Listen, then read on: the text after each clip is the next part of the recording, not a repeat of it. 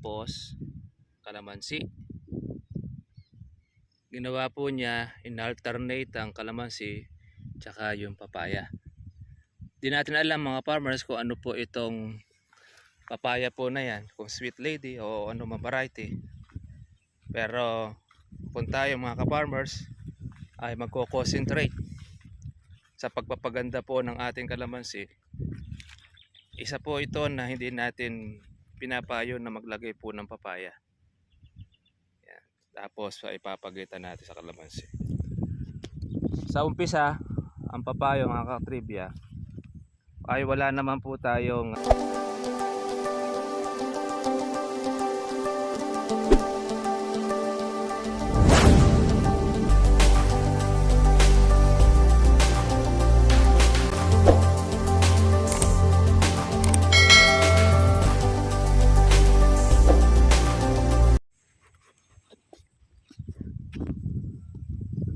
Pero nakipakikita po sa inyo mga ka-trivia na kung saan ito yung hindi po natin marapat gawin kung tayo po ay magtatanim po ng kalamansi.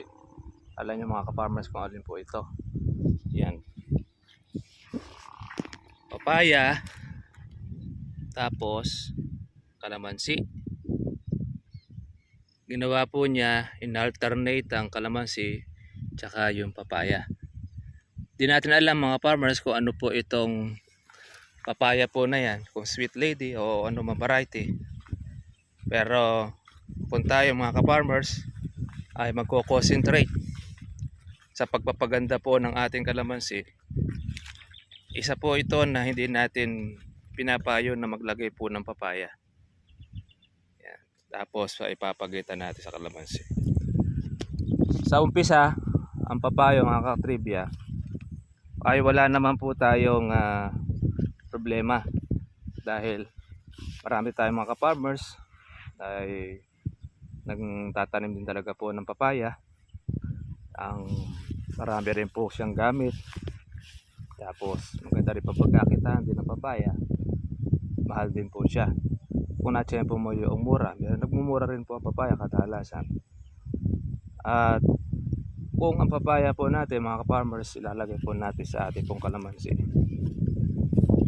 meron pong mga risk o delikado sa kalamansi. Yan. Gaya halimbawa, yan. Habang lumalaki po ang papaya po natin, mas una po itong lalaki. Kakaroon po siya ng marami pong dahon. Ang kalamansi maiiwan. Pag naiiwan ang kalamansi at nataasan po ng papaya, alam naman natin ang tendency, yung kalamansi hahabulin niyo po yung taas po ng papaya. Papayat po yan, hindi po siya magsasanga dahil gusto rin niyang makakain na tinatawag natin na sunlight. Ang sunlight ayon ng halaman, kahit anong halaman na meron na cover sa kanya. Kaya nga tayo, di po tayo nagpapatanim halimbawa po ng tawag dito, yung mga puno sa bawat palibot, kasi lalo na po ang saging, hindi natin pinapalibutan po ng saging po ang ating kalamansi. Ang problema kasi mga ka-farmers, pagka mayroong saging, nagkaroon po ng malakas na bagyo, hindi natin maiiwasan, babagsak yan. Pag bumagsak po ang saging, napakahina sa bagyo po niyan Pag yan ay bumagsak sa kalamansi ninyo, wasak ang puno ng kalamansi ninyo, pati mga sanga. So istorbo yun. Tapos ang saging, misa kadalasan, hindi ikaw ang nakikinabang, yung mga kawatan. Misa makikita mo na lang, wala na yung pinalalaki o pinagkukulang na bunga. Kaya mangyayari, sasakit lalo mo. Sa papaya naman mga ka-farmers, ang problema rin din nito, tumatayog din siya. Lumalaki. Para rin siyang puno, pero hindi naman siyang ganun kalaki, malaking malaki. Tapos problema rin po sa papaya mga ka-farmers, kung nagkaroon po ng malakas po na bagyo, nabubuwal din yan papaya. Papaya rin po ay napakahina rin po nito sa bagyo, sa hangin. Ang tendency niyan, kapag yan ay lumaki na, at natsempuhan po ninyo ang kalamansi nyo, garin eh, marami na rin siyang mga sanga. Pag nabagsakan ng inyo pong puno ng kalamansi, istorbo yun. Masasaktan po dyan mga ka-farmers ang inyo pong kalamansi. Bukod po doon sa siya po ay malililiman na, makokontrol po yung kanyang paglaki. Pag nabagsakan pa siya, sisiklat po ang kanyang mga sanga. Kaya kami ang ginagawa namin, kung papaya, dapat puro papaya na lang ang tanim. Kung kalamansi, puro kalamansi. Pwede naman natin siyang salitan ng mga gulay. Bawa kagaya nito, mustasa. Ito itinanim po noong ating katribya rito. Okay yan. Hindi naman po yan nakakasagabal po sa kalamansi. Dahil mustasa yan, mababa lang eh. Wala pong problema ito. Kaya lang, ang ayaw rin po ng kalamansi na tanim sa kanya, yung binabalag. Gaya halimbawa ng ampalaya, patola. Ayaw po ng kalamansi yun kasi masisilong na siya. Tapos, ayaw rin niya yung kamuting baging. Yung kamuting baging, gumagapang din yun. Malakas din pong kumuha po ng sustansya na lupa. Tapos pag nagapangan pa ang kalamansi ninyo, delikado rin ang kalamansi ninyo. Babalutan niya yun. Ayaw rin po niya mga ka-farmers po ng kamuting kahoy. Kamuting kahoy din malakas din kumuha ng sustansya yan. Tapos halos parang nagugubat na. Maiiwan po ang inyong kalamansi. Gusto ng kalamansi, friendly lagi niya minsan yung siling labuyo, siling panigang, siling makopa. Pwede talong, mga isa o dalawang tubig lang. Pwede rin po ang okra, mga dalawang tubig lang para at least hindi po masyadong makakapang po ang ating kalamansi.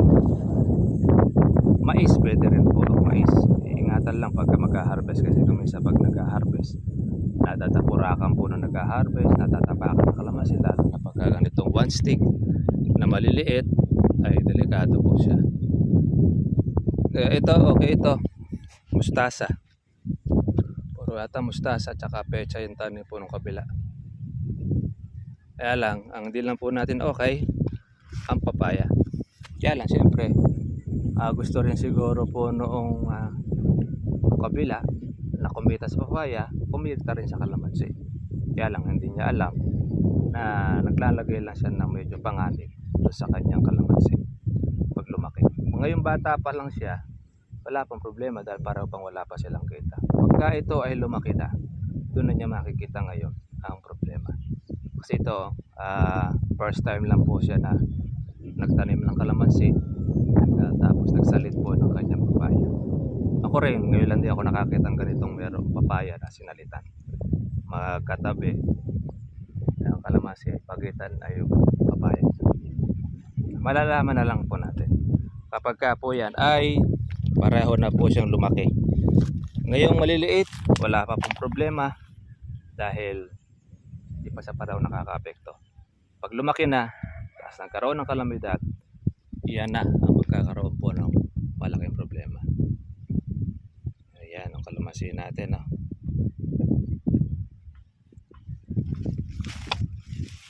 Nakakuha na siya. Kayok-kayok na ang kanyang sanga. Kaya sa dami lang bunga nito, kaya kami sana ay kailangan na natin ito ng tukod. Ilang bibigay. Yan. Bumibigat po kasi ito mga farmers pagka po nababasa. Yan. Tayo doon sa may papaya natin. Ito tanglad. Napapakinabangan itong tanglad na ito. Sa may palibot.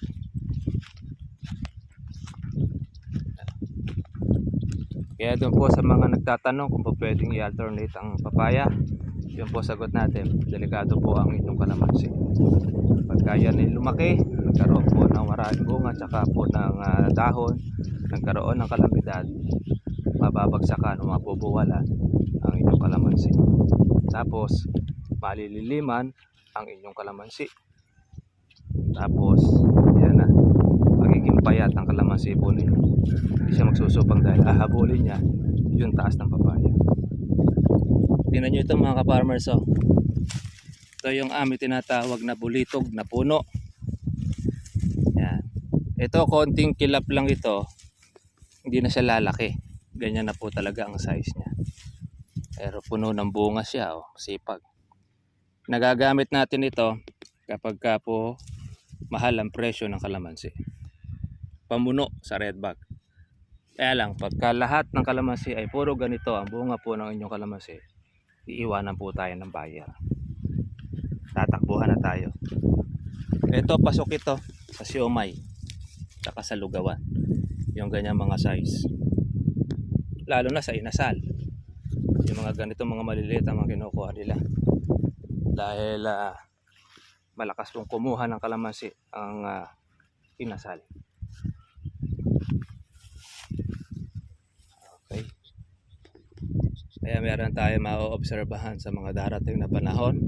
Papaya, 6 na buwan, maalasan na ito. Ang kalamansi, hindi naman siya ganun ka bilis lumaki. 2 taon kasi ito ay 1 stick. Minsan, maabot pa yan mga ka-farmers po ng 3 taon. 1 stick kasi siya kaya matagal. Di kagaya po nung XL, talagang halos 1 taon at kalahati, pwede ka na magkani. Ito nga, 2 taon lang.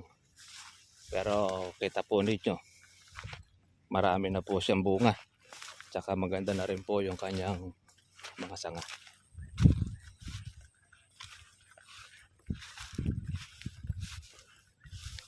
Ayan. Malalaki na yung iba, kaya lang kulubot pa rin. Okay mga farmers, kita na lang po tayo po bukas para sa susunod po natin vlog. Bye bye. God bless po sa inyo lahat.